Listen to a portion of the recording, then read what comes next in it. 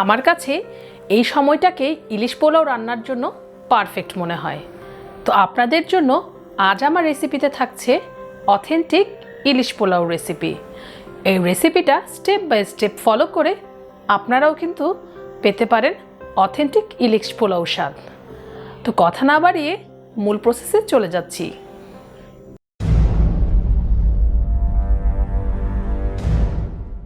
আমি এখানে 5 টুকরো ইলিশ মাছ নিয়েছি। এই ইলিশ মাছটার ওজন ছিল প্রায় 1 কেজি, তাই পিসগুলো কিন্তু একটু বড়ই হয়েছে। আমার কাছে ইলিশ পোলাওয়ের ইলিশের পিসগুলো যদি একটু বড় হয় সেটা দেখতে খুব ভালো লাগে।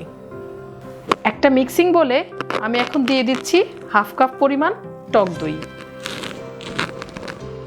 এর মধ্যে দিয়ে দিচ্ছি 1 টেবিল চামচ পরিমাণ আদা বাটা,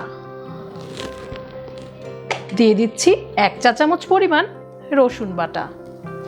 ইলিশ পোলাওয়ের মশলাটা একটু কম হলেই কিন্তু আমার কাছে খেতে ভালো লাগে, এটা খুব মশলাদার হবে না।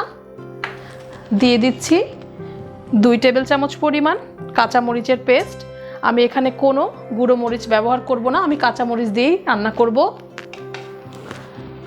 দিয়ে দিচ্ছি 1 চা চামচ পরিমাণ জিরার গুঁড়ো, 1 চা চামচ পরিমাণ ধনিয়ার গুঁড়ো, পরিমাণ মতো লবণ দিয়ে দিচ্ছি এবং দিয়ে দিচ্ছি 2 টেবিল চামচ পরিমাণ পেঁয়াজের বেরেস্তাটাকে আমি হাত দিয়ে ভেঙে গুঁড়ো করে নিয়েছি। এখন এই সমস্ত মশলা খুব ভালো করে একটু মিক্স করে নিচ্ছি একটা চামচের সাহায্যে।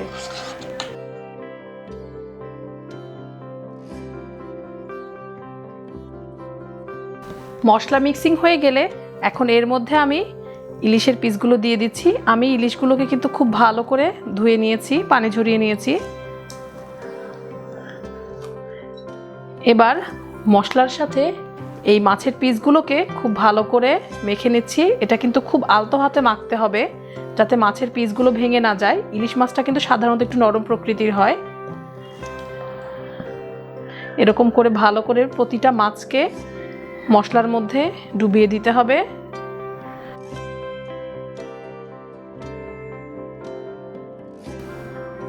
এবার এই মশলায় মাখা মাছগুলোকে আধা ঘন্টার জন্য আমি একটু রেস্টে রেখে দিচ্ছি। এখানে আমি নিয়ে নিয়েছি মেজারিং কাপে মেপে 2.5 কাপ পরিমাণ পোলাওর চাল। চালগুলোকে ভালো করে ধুয়ে একটা স্ট্রেনারে দিয়ে আমি পানি ঝরিয়ে নিচ্ছি। চুলায় একটা প্যান বসিয়ে এতে আমি এখন দিয়ে দিচ্ছি 1 কাপ পরিমাণ রেগুলার রান্নার তেল।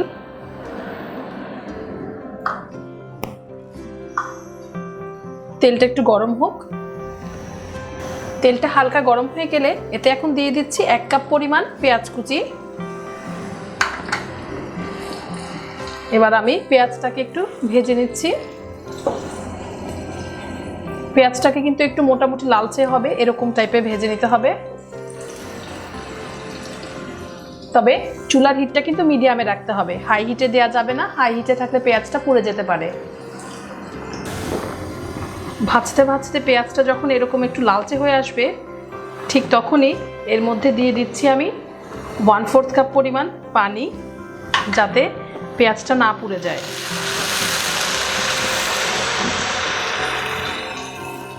এখন এই ভাজা পেঁয়াজের মধ্যে আমি দিয়ে দিচ্ছি মশলাগুলো। আমি কিন্তু মশলা থেকে মাছগুলোকে তুলে রেখেছি, এখানে আমি শুধু মশলা দিচ্ছি।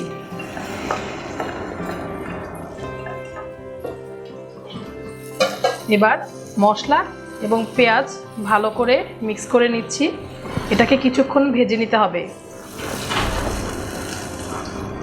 মশলাগুলোকে 4-5 মিনিট একটু কষাতে হবে। 4-5 মিনিট কষানোর পরে এখন এই মশলার মধ্যে মাছের পিসগুলোকে খুব সাবধানে একটা একটা করে বিছিয়ে দিতে হবে।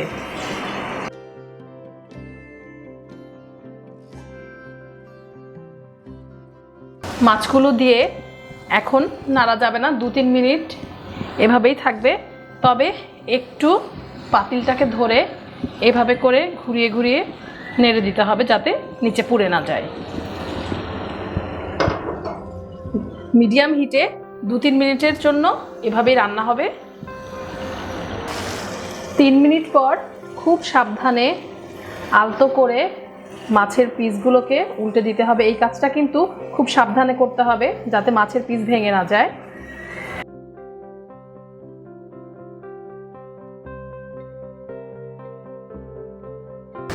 এবার আবারও 3 মিনিটের জন্য এরকম করে রান্না করতে হবে। কোনো ঢাকনা কিংবা পানি কিছু দিতে হবে না, শুধু মাঝে একবার কি দুবার একটু এরকম করে নেড়ে দিতে হবে যাতে মাছের তলায় না লেগে যায়। মাছগুলোকে কিন্তু এখন নাড়া যাবে না, মশলার সাথে কোনোভাবেই নাড়া যাবে না, মাছগুলো যাতে ভেঙে না যায়। প্রায় 3 মিনিট পর এখন আমি 1/2 কাপ পরিমাণ পানি দিয়ে দিলাম। খুব সাবধানে একটু নেড়ে দিচ্ছি। খুব সফটভাবে করতে হবে কাজটা। আবারও বলছি, মাছের পিসগুলো কোনোভাবেই ভাঙা যাবে না। এখন আমি একটা ঢাকনা দিয়ে দিচ্ছি। ঢাকনা দিয়ে ঢেকে 10 মিনিটের জন্য আমি রান্না করব। ইলিশ মাছ কিন্তু খুব বেশিক্ষণ রান্না করতে হয় না, সো আমি ঢাকনা দিয়ে 10 মিনিটের জন্য আমি রান্না করে নিচ্ছি মিডিয়াম হিটে। ফিরে এলাম 10 মিনিট পর। তবে এর মাঝে কিন্তু আমি দুবার এভাবে পাতিলটা ধরে আগের মতোই নেড়ে দিয়েছি। এখন আমি দিয়ে দিচ্ছি এর মধ্যে 1 চা চামচ পরিমাণ চিনি। তবে কেউ যদি একটু মিষ্টি ফ্লেভারটা অ্যাভয়েড করতে চান সেক্ষেত্রে বাদ দিতে পারেন, কিংবা আর একটু কম দিতে পারেন চিনি। কিন্তু আমার কাছে ইলিশ পোলাওতে একটু মিষ্টি মিষ্টি ভাবটা ভালো লাগে। খুব বেশি মিষ্টি হবে না, 1 চা চামচ পরিমাণ চিনি দিয়েছি যেহেতু। এখন খুব সফটভাবে আবারও একটু নেড়ে দিচ্ছি। এভাবে ধরে নাড়লে আসলে ভালো, মাছগুলো তাহলে ভাঙবে না, আস্ত থাকবে। এবার আবার ঢাকনা দিয়ে জাস্ট 2 মিনিটের জন্য রান্না করব। 2 মিনিট পর এখন আমি খুব সাবধানে মাছের পিসগুলো তুলে নেব এবং চুলাটা অফ করে দিব। প্রথমে আমি চুলাটা অফ করে দিলাম, তারপর এই মশলা থেকে আস্তে করে মাছের পিসগুলো তুলে নিচ্ছি।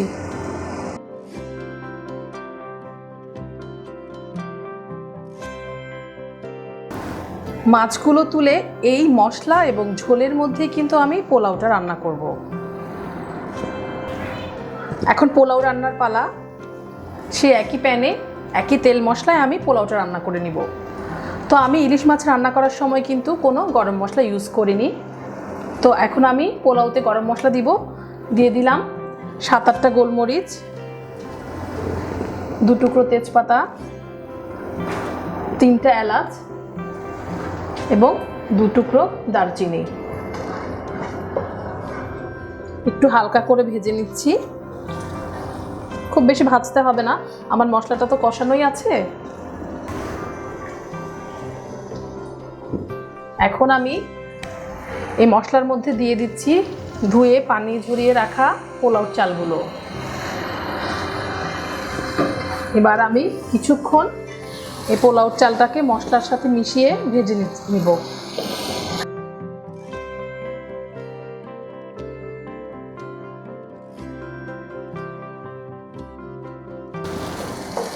আমি তখন শুধু মাছের জন্য লবণ দিয়েছিলাম, এখন চালের আন্দাজ মতো আমি লবণ দিয়ে দিলাম।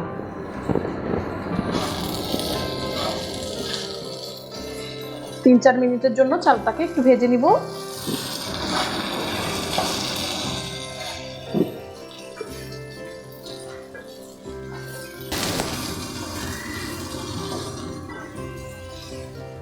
তিন 4 মিনিট চালটা ভাজার পর এখন আমি এতে দিয়ে দিচ্ছি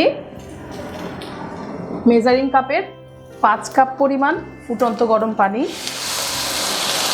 আমি 2.5 কাপ পরিমাণ চাল নিয়েছি সেহেতু 5 কাপ পরিমাণ ফুটন্ত গরম পানি দিয়ে দিচ্ছি।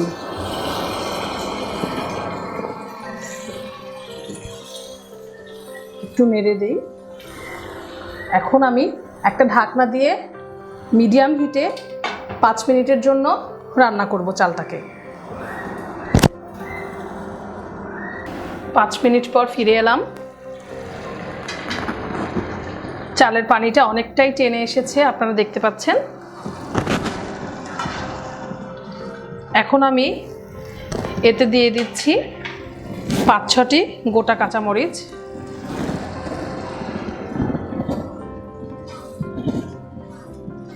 এখন আমি চুলার হিটটা একদম কমিয়ে দিচ্ছি, যেহেতু পানি অনেকটাই শুকিয়ে এসেছে, তাই একটা ঢাকনা দিয়ে ঢেকে চুলার হিটটা একদম কমিয়ে 15 মিনিটের মতো রান্না করব। আমার প্যানটা যেহেতু একটা হ্যাভি বটম প্যান, সেহেতু আমি এর নিচে তাওয়া বা ভারী কিছু দিচ্ছি না। তবে আপনাদের যদি প্যানের বটমটা পাতলা হয় তাহলে সেক্ষেত্রে আপনারা একটা তাওয়া দিয়ে নেবেন, যাতে নিচে পুড়ে না যায়। তো ফিরে আসছি 15 মিনিট পর। 15 মিনিটের জন্য এটাকে একদম এভাবে ঢেকে লো হিটে দমে রাখতে হবে। ফিরে এলাম 15 মিনিট পর। তবে ঠিক 10 মিনিটের মাথায় কিন্তু আমি একবার পোলাওটাকে একটু উল্টে দিয়েছিলাম। একটু নেড়ে দেখি, মোটামুটি 90% হয়ে গিয়েছে আমার এই পোলাওটা। তবে পোলাও চাল ভেজে কিন্তু টাইম এর কম বা বেশি লাগতে পারে। এখন এই পোলাও থেকে আমি কিছুটা পোলাও একটু সরিয়ে নিচ্ছি।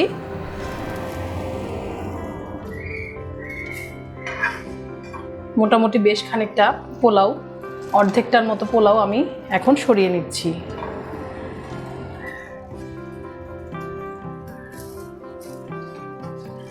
বাকি পোলাওর উপরে আমি এখন ইলিশ মাছের পিসগুলোকে একটু বিছিয়ে দিচ্ছি।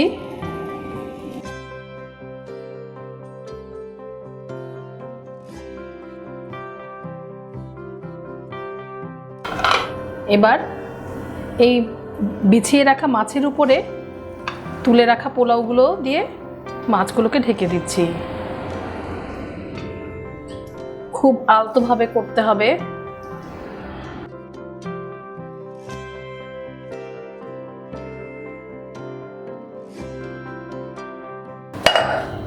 মাছগুলোকে কভার করে এখন আমি ঢাকনাটা দিয়ে আবারও 5 মিনিটের জন্য রান্না করব। দমে রেখে দিচ্ছি 5 মিনিটের জন্য। ফিরে এলাম 5 মিনিট পর। ঢাকনাটা সরিয়ে দিচ্ছি। পোলাওটা অলমোস্ট রেডি। আমি প্রথমেই চুলাটা আগে অফ করে নিচ্ছি। তবে এটাকে এখন আর খুব বেশি নড়াচড়া করা যাবে না।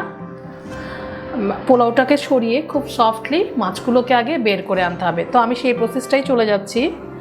আমি কোথায় কোথায় মাছের পিসগুলো দিয়েছি সেটা আমার মনে আছে। তো আমি সেখান থেকে আস্তে আস্তে করে একটু একটু করে পোলাওটাকে সরিয়ে মাছের পিসগুলোকে এখন বের করে নিচ্ছি।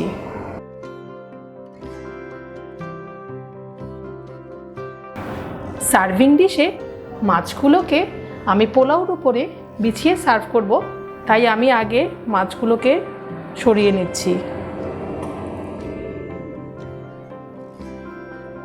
প্রত্যেকটা মাছের পিসই আস্ত আছে, তো আপনারাও রান্না করার সময় খেয়াল রাখবেন খুব সফটলি এটাকে হ্যান্ডেল করতে হবে মাছগুলোকে, যাতে মাছের প্রত্যেকটা পিসই আস্ত থাকে।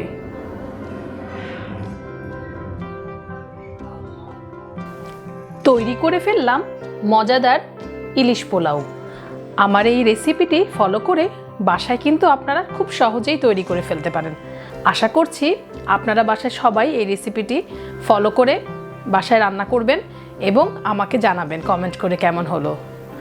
আমার রেসিপি যদি ভালো লেগে থাকে তাহলে প্লিজ সাবস্ক্রাইব করুন আমার চ্যানেলে এবং বেশি বেশি করে লাইক, কমেন্ট এবং শেয়ার করুন। ধন্যবাদ। আবারও হাজির হব ইনশাল্লাহ অনেক অনেক রেসিপি নিয়ে। সবাই ভালো থাকুন, সুস্থ থাকুন, নিরাপদে থাকুন।